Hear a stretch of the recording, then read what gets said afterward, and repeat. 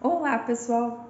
Hoje eu decidi conversar com vocês um pouco a respeito da nossa jornada de vida, dos nossos reais valores, da função que existem os desafios na nossa vida, quais as ações que eles conseguem desenvolver diante da nossa personalidade, da formação do nosso caráter, da forma como nos construímos como seres humanos melhores e mais próximos das virtudes possíveis. Essa questão ela é muito antiga e pode até nos levar a um mundo muito distante. O século 8 a.C., na Grécia. Na Grécia, houve um homem cuja a existência é inclusive questionável. Há quem diga que não existiu. Estou falando de Homero. Homero foi o autor de um poema épico chamado Odisseia. Na verdade, ele também é autor de Ilíada, que talvez você já tenha ouvido falar e que relata a guerra de Troia. Odisseia é escrita depois e fala a respeito do retorno de um rei chamado Odisseu à sua terra natal, chamada Ítaca. Eu sou a professora Andréia e vou conversar com vocês a respeito dessa obra que se difundiu amplamente e que nos encontrou mais de 2.800 anos depois da sua produção. Bem, como disse, Odisseu vivia em uma ilha. Ele era rei desta ilha e o nome desta ilha era Ítaca. Lá ele vivia com sua esposa Penélope, uma mulher de beleza admirável, e seu filho recém-nascido, Telêmaco. Mas, como houve um desafio que foi aceito por todos os reis de irem a Troia para limpar a honra de um outro rei na guerra de Troia, também Odisseu partiu para a mesma guerra. Muito embora ele tenha resistido muito à ida, ele acabou indo. E em Troia ficou durante 10 anos. Após a vitória em Troia, Odisseu e todos os homens que estavam com ele pretendiam retornar às suas terras. Mas a jornada desse homem de volta à sua terra que simboliza a sua verdade absoluta, a sua alma, aquilo que há de real valor, essa terra não seria tão facilmente atingida, porque durante o percurso muitas dificuldades foram se revelando para testar esse homem, para polir o seu espírito, a sua alma, fazer dele uma pessoa mais lúcida, mais racional, mais questionadora e mais autora da sua própria existência. Bem, no comecinho já da jornada de volta, que não deveria levar muitos dias e que ao final levou mais de 10 anos, Odisseu e seus homens passaram por um lugar onde viviam os homens comedores de flores de lótus, os letárgicos. Ali, diante dos letárgicos, Odisseu já refletiu a respeito dos vícios, porque esses homens letárgicos viviam para o seu próprio prazer e, vivendo para o próprio prazer, acabavam sem realizar os seus projetos, se entregavam ao vício. Ali mesmo, muito perto, ele enfrentou um lendário cíclope chamado Polifemo. Polifemo era um cíclope comedor de pessoas. Ele era filho de Poseidon, o deus dos mares. Um Deus muito perigoso, muito corajoso, mas também um Deus que não deixava a sua honra ser maculada. Bem, Odisseu foi capturado por Polifemo, ele e seus homens. E todos os dias Polifemo comia um dos companheiros de Odisseu. Então ele passou a elaborar um plano, arquitetar um plano para salvar a si e aqueles que sobrevivessem. Então ele não disse a Polifemo seu próprio nome e autodenominou-se Ninguém.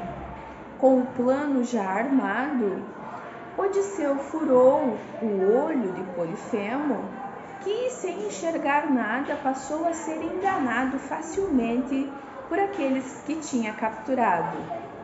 Então, Odisseu aproveitou a saída das ovelhas da ilha, amarrou a si e aos próprios companheiros embaixo da barriga das ovelhas e saíram facilmente da ilha. Quando questionado a respeito de quem o tinha enganado, Polifemo só sabia dizer: ninguém me enganou. A princípio, podemos pensar que isso tenha sido apenas uma astúcia de Odisseu. No entanto, filosoficamente, podemos perceber que ao despir-se daquilo que ele era, ao deixar cair a sua vaidade, ele conseguiu salvar a si e aos seus companheiros. Saindo dali, ele chega à ilha de Circe, uma bruxa, que também, colocada na história por Poseidon, acaba dando uma poção a todos os companheiros de Odisseu, e esses companheiros de Odisseu viram porcos. Mas Odisseu tinha uma planta no bolso que tinha sido dada a ele pelo deus Hermes, e essa planta, mastigada por ele, impediu que a poção tornasse também Odisseu um porco. Então, usando de toda a sua lábia, Odisseu convenceu Circe a desfazer o feitiço e libertar seus companheiros. Eles seguiram viagem. Porém, não demorou para que um outro desafio fosse superado. Odisseu passou com seus companheiros pelo mar das sereias, mulheres alucinantes, cujo canto fazia com que os navegadores se jogassem ao mar. O que fez Odisseu para se salvar dessa? Ele tampou os ouvidos dos seus companheiros com cera e pediu para que eles o amarrassem ao mastro do navio. Ele queria ouvir o canto, ele queria conhecer o canto que fazia com que tantos homens se entregassem à morte se atirando ao mar. E assim ele fez. Passou pelo mar das sereias, amarrado ao mastro, e tentava se jogar, implorava para que seus companheiros o desatassem, mas como eles estavam com os ouvidos tampados, eles nada ouviam e eles seguiram o caminho. Nessa parte também, filosoficamente, podemos imaginar que o mastro do navio sejam os valores. Então, podemos dizer que Odisseu se apegou a todos os seus valores para impedir que a sedução das sereias o levasse à morte. Mas a aventura dos nossos navegadores não acaba por aí. Eles ainda irão atingir uma outra ilha, a ilha da deusa Calipso. Calipso era uma deusa inimaginavelmente bela, sedutora, atraente, astuta. Ela era uma deusa, há também quem diga que era uma ninfa, que conseguia seduzir todos aqueles que a interessavam. Odisseu interessou imensamente aos olhos de Calipso, que manteve-o em sua ilha durante 7 anos. atrelado aos prazeres da carne. Porém, Odisseu era um protegido da deusa Atena. Atena, a deusa da sabedoria e da guerra estratégica, não poderia deixar de proteger um de seus heróis preferidos. E então ela foi aos deuses e pediu para que Zeus tivesse compaixão de Odisseu e que ordenasse a Calipso libertá-lo. Calipso não tinha uma outra sugestão que não fosse libertar o herói. Mas antes mesmo de libertá-lo, ela fez uma proposta. Ela ofereceu a Odisseu, caso ele ficasse com ela, a imortalidade e a juventude. Pensem vocês, nos dias atuais, com a vaidade em alta, com todas as possibilidades que temos de prolongarmos a juventude, quem de nós não aceitaria? Porém, nosso herói refletiu e pensou: o que adianta a eternidade se eu não dominar a minha própria alma? Então, a ninfa ajudou a construir uma canoa, e com essa canoa ele se lançou ao mar. Irado ainda com Odisseu, Poseidon mais uma vez tentou dificultar o retorno e acabou jogando uma grande tempestade náutica sobre a pequena embarcação. Porém, uma deusa chamada Leucoteia, a deusa pura, a deusa branca, protegeu novamente nosso herói e fez com que ele chegasse a uma ilha onde um rei chamado Alcino ajudou finalmente Odisseu, e ele então conseguiu retornar a Ítaca, sua terra, seu amor primeiro, sua alma.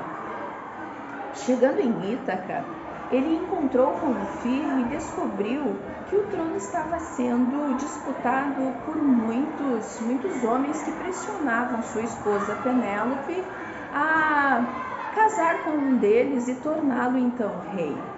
Mas sua esposa Penélope já havia desenvolvido vários artifícios para prolongar a decisão.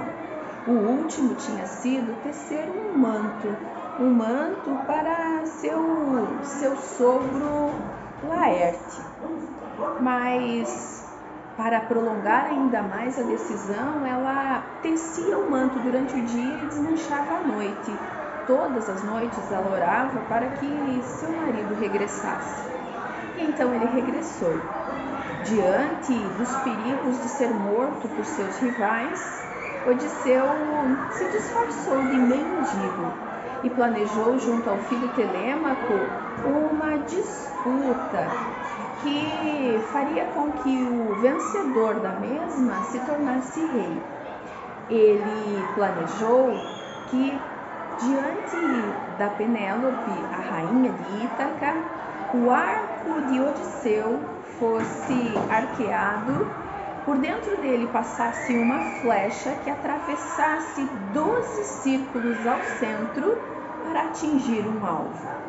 Dizem que esse arco era muito difícil de ser retesado e que somente um homem muito virtuoso poderia retesá-lo. Então, no dia da disputa, todos os pretendentes de Penélope se posicionaram, e estava entre eles o mendigo. Odisseu estava ali para também participar do desafio. Todos tentaram. No entanto, apenas aquele que tinha vencido todos os desafios durante sua jornada náutica e que tinha, de uma maneira muito sábia, audaciosa, conseguido refrear seus desejos e descobrir qual era o seu verdadeiro valor, apenas Odisseu conseguiu retesar o arco e acertar a flecha em seu alvo.